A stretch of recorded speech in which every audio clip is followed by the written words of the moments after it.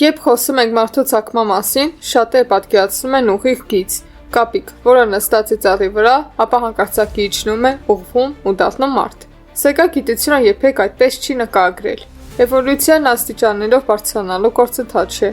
Այն ճյուղավորվող ծառ է, որի ճյուղերը աճում են տարբեր ուղղություններով, երբեմն հատվում, երբեմն անհետանում, իսկ երբեմն ծնում են բոլորովին նոր ճյուղեր։ Հետևաբար, երբ գիտնականներն ասում են, որ մարդիկ եւ ժամանակակից կապիկները ունեն ընդհանուր նախնի, նրանք չեն խոսում մարդկանց մասին, որոնք ծագել են շիմպանզեներից կամ գորիլլաներից։ Պատկերացրեք երկու զարմիկ, նրանք միմյանցից չեն սերվել, այլ երկուսն սերվել են ավելի վաղ ապրած մեկից։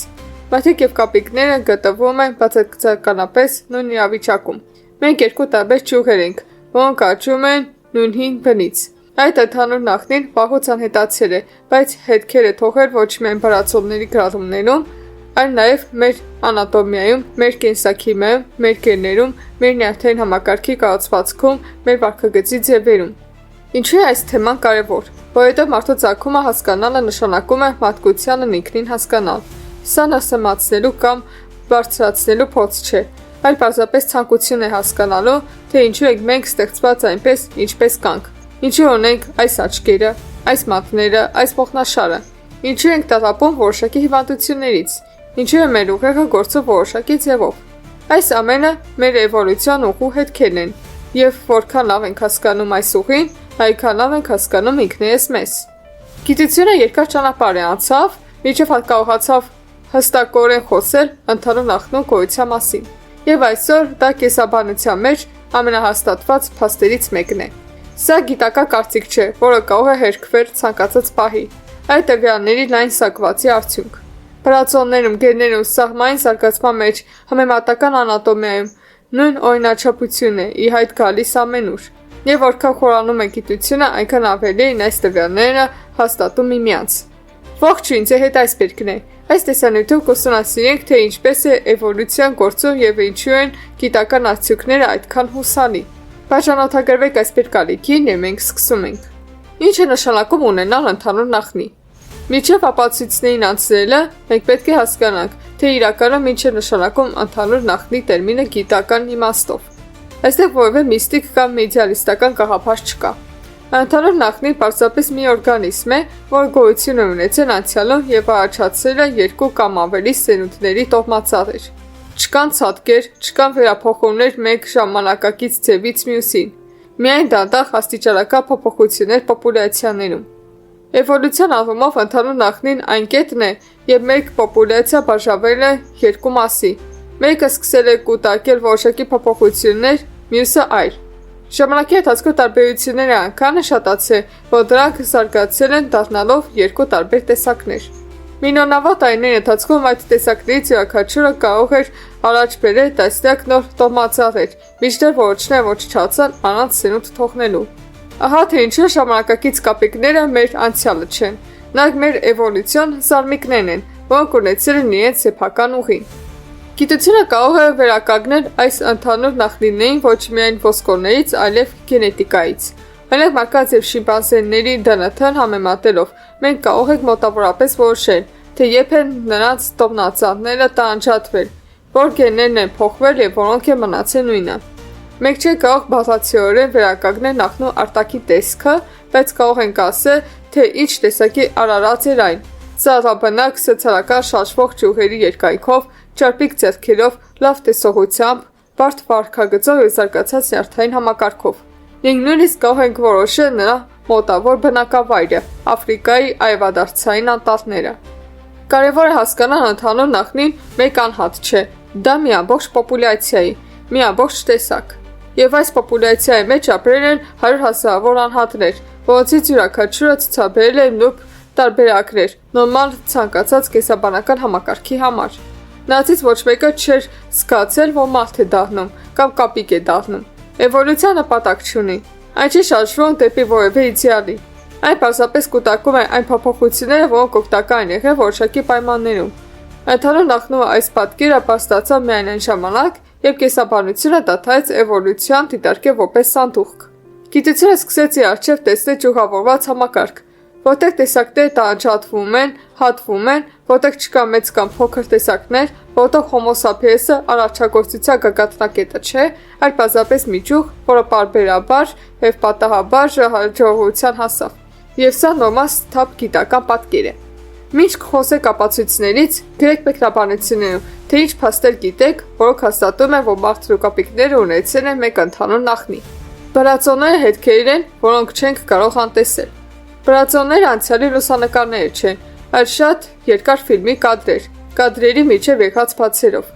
Սակայն նույնիսկ այս բացերով ուղղությունը տեսանելի է, ձևերը նախ դառնում են ավելի հին, ապա ավելի ժամանակակից, եւ մեկը սահուն անցնում է մյուսին։ Պրիմատների շրջանում կա անցումային ձևերի մի ամբողջ տող, որոնք այլևս կապիկներ չեն, բայց դեռևս մարդիկ չեն, եւ այսօր այնքան շատ նման գտածոներ կան, որ դրանք պարզապես անհնար է անտեսել։ Երբ գիտնականները հայտնաբերեցին աստրալոպիթեկի առաջին բրածոները, պարզ ստացավ, որ մենք նայում ենք արարածների, որոնք համատեղում են եւ կապիկների եւ մարդկանց բնութագրերը։ Նրանք ունեն փոքր ուղեղներ մոտավորապես շիմպանզեների նման, բայց քայլում են ուղղահայաց։ Նրանց ատամներն ու ծնոտները պարզունակ էին, բայց նրանց կոնքերը արդեն հարմարեցված են ուղղահայաց քայլելուն։ Այս արարածները ապրել են մոտավոր միլիոնավոր տարիներ առաջ եւ այնպիսի տեսք ունի, կարծես բնությունը քայլ էր արել դեպի մարդը, բայց այդքան հեռու դեռ չէր գնացել։ Սա կակախ տեսակների, որոնք ապրում են իրենց սեփական կյանքով, բազմանում, փորձում էին սնունդ էին փնտրում, չգիտակցելով, որ միլիոնավոր տարիներ անց իրենց ոսկորները կդառնան էվոլյուցիայի ապացույց։ Ավելի հին ձևեր են հայտնաբերվել ավելի ուշ, օրինակ Sahelanthropus-ը, այն ուներ կապիկի նման դեմք, բայց ողնաշարի անցքը տեղադրված էր այնպես, կարծես այն արդեն մասամբ երկրորդանի լիներ։ Սա ենթադրում է, որ երկրորդանությունը ի հայտ է եկել ուղեղի մեծացումից առաջ։ Այլ կերպ ասած, մարդիկ սկսել են քայլել ուղղահայաց, պահպանելով կապիկի ուղեղին ավելի մոտ ուղեղ։ Միայն ավելի ուշ, երբ նրա ձեռքերը ազատ դարձան եւ կեսակերպը փոխվեց, ուղեղը աստիճանաբար սկսեց մեծանալ։ Հետագայում բրածոների արձանագրությունը բացահայտում է Homo habilis-ի, Homo erectus-ի եւ Homo heidelbergensis-ի հաջորդականությունը, եւ այս ձևերից յուրաքանչյուրը ցույց է տալիս նոր փոփոխություն։ Ուղեղը մեծանում է, դեմքը դառնում է ավելի հարթ, ատամները ավելի փոքր, իսկ հմտությունները ավելի բարդ։ Հանկարծակի ցածկեր, հանկարծակի հայտնվող դեպքեր չկան։ Ամեն ինչ զարգանում է քայլ աստիճանաբար սահուն։ Այնպիսի տպավորություն է, կարծես մենք թերթում ենք լուսանկարների ալբոմ, դիտում ենք, թե ինչպես է մարդը հասունանում պատանեկությունից մինչև չափահասություն։ Փոփոխությունները նկատելի են, բայց հաստատուն։ Այս բրածո տոհմածալը այնքան հստակ է, որ այսօր բանավեճը չի վերաբերվում, այսօր եկել է ընդհանուր նախնի, այն մանրամասներին, որ հին արարածներ ամենամոտը մարդկային նախնիներին, ինչ տեսք ունեն անցումային ձևերը, ինչ աշխարհագրական ուղիներին հնարականցել, բայց ընդհանուր առմամբ պատկերը պարզ է։ Բրածոների մնացորդները հստակ ցույց է տալիս մարդկային տոհմի մյուս պրիմատներից բաժանման գործընթացը։ Գենետիկայի ապացույցներ, որոնք չեն կարող կեղծվել։ Երբ գիտնականները հնարավորություն ստացան համեմատել տարբեր տեսակների գենոմները, մարդու ծագման հարցը դարձավ այնքան պարզ, որքան երկու համակարգչային ֆայլերի համեմատությունը։ ԴՆԹ մոլեկուլային կոդով գրված պատմություն է, եւ այդ կոդը չի կարող աղավաղվել կամ վերամշահադրվել հետադարձ ուժով։ Չնայած բրածոներում կարող են լինել բացթողումներ, գենետիկայում դրանք չկան։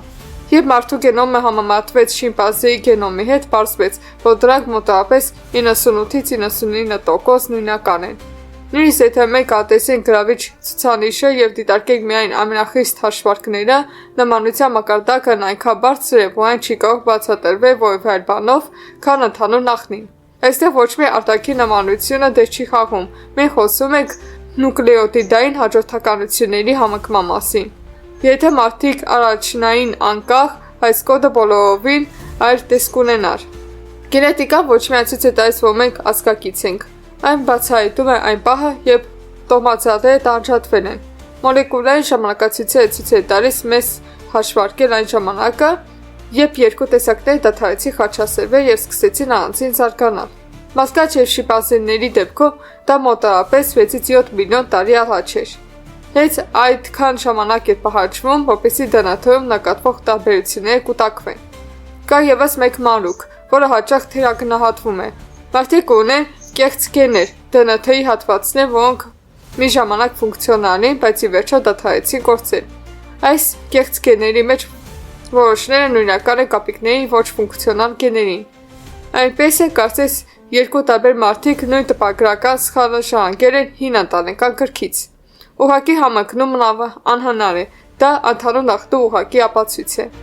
Վիտամին C-ի սինթեզի գենի պատմությունը հատկապես խոսուն է։ Կաթնասունների մեծ մասի մոտ այս գենը ֆունկցիոնալ է և նրանք իրենք են արտադրում վիտամին C։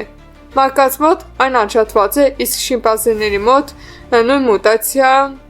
գրանցված է։ Սա չի կարող բացատրվել, բացի այն բանից, որ ընդհանուր նախնին ունեցել է մուտացիան, որը անջատել է այս գենը, և այս մուտացիան փոխանցվել է երկու ճյուղերին էլ։ Նման օրինակները բայց բազմաթիորեն կապում են էվոլյուցիոն ցավի հետ և դրանց հետ վիճելն անհնար է։ Գենետիկան վերջապես լուծել է հարցը։ Չկա մարդկային արարման առանձին հստակից։ Մարդկանց և կենդանիների միջև ոչ մի անդունդ չկա։ Մարդիկ կենսաբանական աշխարհի մասին ասում և մեր ԴՆԹ-ն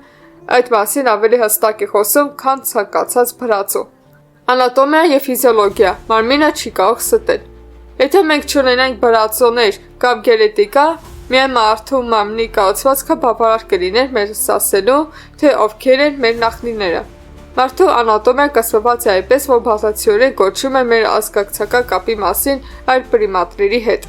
Եվ դա միայն արտաքին մանրամասների մասին չէ, դեմքը, ձեռքերը կամ կեցվածքը։ Խոսքը խոր արմատացած բաների մասին է, որոնք չեն կարող բացատրվել պատահական նմանություններով։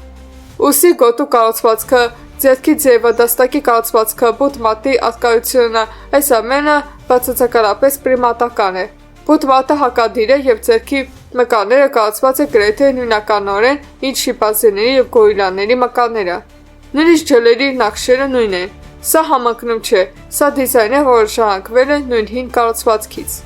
Նույնը վերաբերում է գանգին։ Ընդհանուր կառուցվածքը, բացվածքների դասավորվածությունը, ծնոտների ձևը, մկանների կցման եղանակը, ամեն ինչ տեղավորվում է պրիմատների անատոմիայի մեջ։ Միակ տարբերությունը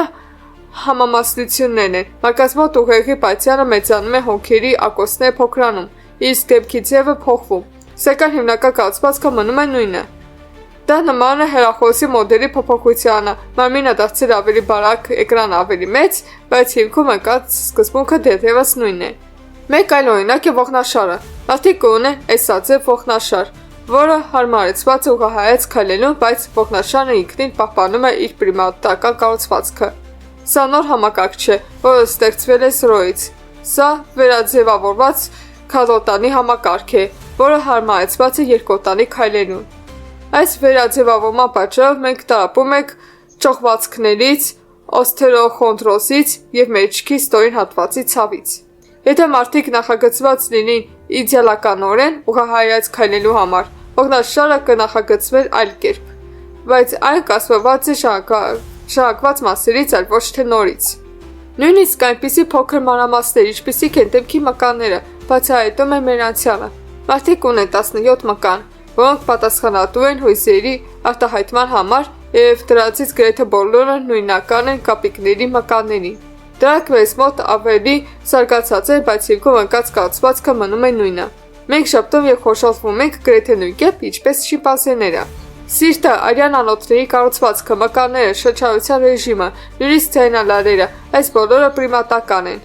Մենք ահացի կենսաբանական կատեգորիա չենք, բնությունից փոխված ինչ-որ բան չենք։ Մենք դրա մի մասն ենք և մարմինը մեր ծագման հիշողությունը պահպանում է շատ ավելի ճշգրիտ, քան որևէ առասպել։ Կենսաշխարհություն և շրջակա միջավայր, ինչու է ամեն ինչ գալիս Աֆրիկայից։ Երբ գիտնականները փնտրում են օրգանիզմների որոշակի խմբի հնարավոր ծագումը, նրանք միշտ ուշադրություն են դարձնում երկու գործոնի, որտեղ են գտնվում նրանց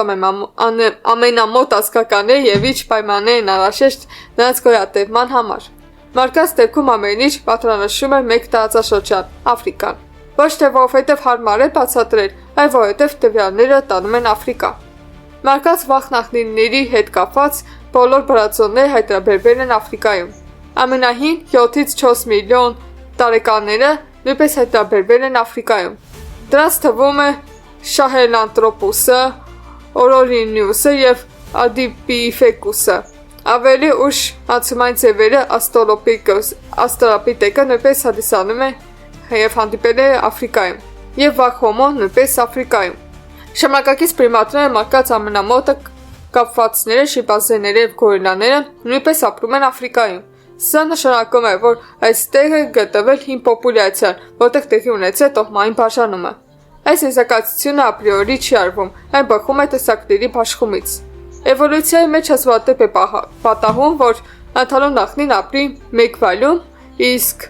նրա բոլոր սերունդները մեկ այլ վայրում։ Սովորաբար բազմազանության կենտրոնը ցույց է տալիս մեկնարկային կետը։ Գենետիկան նույնն է հաստատում։ Մարդու գենետիկական բազմազանությունն Աֆրիկայում ավելի բարձր է, քան որևէ այլ վայրում, եւ բարձր փոփոխությունները վկայում են երկար պատմության մասին։ Երիտասարդ պոպուլյացիաները միշտ պակաս բազմազան են։ Սա նշանակում է, որ մարգարեությունը Աֆրիկայում ավելի երկար է գոյություն ունեցել, քան որևէ այլ վայրում։ Սա պարզ կենսաբանական օրենք է։ Երբ Աֆրիկայի կլիման փոխվեց, անտառները նահանջեցին, հայտնվեցին սավանաներ, եւ հենց այս պայմաններում էր, որ երկօտանեությունը դարձավ առավելություն։ Երկօտանեության անցումը բացատրվում է հենց շրջակա միջավայրի փոփոխությամբ։ Պատահական չէ, որ առաջին երկօտանի պրիմատները հայտնվեցին հենց կլիմայական փոփոխությունների դարաշրջանում, որը ստիպում էր մարդկանց պատրաստել առաջնային գործիքներ եւ դրանով ձեռքերը աստիճանաբար ձևավորվում են եւ ազատվում քայլելու մեջ կիրառվելուց։ Սա նախատեսված էվոլյուցիա չէ, սա պարզապես նոր պայմաններին հարմարվողականություն է։ Այս պատմության մեջ Աֆրիկան սկզբի վայրը չէ, այլ այն վայրը, որտեղ զարգացել են շրջակա միջավայրի ճիշտ պայմանները։ Եվ մարդիկ այս պատկերի մեջ տեղավորվում են այնքան օրգանապես, որքան ցանկացած այլ տեսակ։ Մենք հայտնվեցինք այնտեղ, որտեղ տրամաբանական կլիներ, որ մեր նախնիները հայտնվեին, եւ այս փաստը հաստատում է գիտության տարբեր ոլորտների տվյալներով։ Ինչ է այս ամենը նշանակում։ Երբ բոլոր տվյալները, բրածոները, անատոմիան, գենետիկան, կենսաշխարհագրությունը, ֆիզիոլոգիան եւ վարքային դիտարկումները միասին ամփոփվում են, պարզ է դառնում, որ դրանք պարզապես չեն մատնանշում ընդհանուր ծագում։ Դրանք կազմում են միասնական պատկեր, որտեղ յուրաքանչյուր տար հաստատում է մյուսներին։ Սա տարբեր փաստերի հավաքածու չէ, այլ ամբողջական պատմություն, որը կարելի է հետևել մեր ամենահին նախնիներից մինչև ժամանակակից մարդկանց ի հայտ գալը։ Կարևոր է հասկանալ, գիտությունը չի փնտրում ապացույցներ, որ մարդիկ զարգացել են կապիկներից։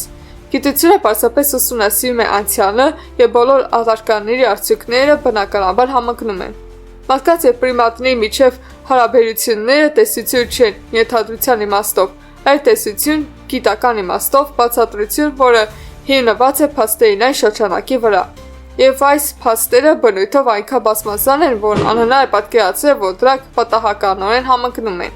Մարդիկ ոչ բնությունից վեր են, ոչ է դրանից դուրս։ Մենք դրա արդյունքն ենք։ Էվոլյուցիոն, էակ, ինչպես ցանկացած այլ էակ։ Մեր ոսկորները կրում են հին անցումային ձևերի հիշողությունը։ Մեր ԴՆԹ-ն պահպանում է ընդհանուր նախնու հետքերը, իսկ մեր ուղեղը միլիոնավոր տարիներ տևած երկար եւ բարդ փոխակերպման արդյունք է։ Այս պատմությունը չի նսեմացնում մարդկությանը, այլ այն դարձնում է ավելի հասկանալի։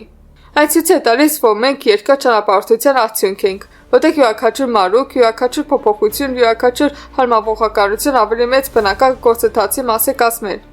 Եվ սա հասկանալը մեզ չի զարկում մեր արժանապատվությունից։ Այն պարզապես մեզ դնում է մեր տեղում, բնության մեջ, այլ արարածների մեջ, որոնց հետ մենք կիսում ենք ընդհանուր պատմություն։ Հավանեցիք տեսանյութը, մեմը կիսվեք այն ձեր էջերում։ Մինչ հանդիպում։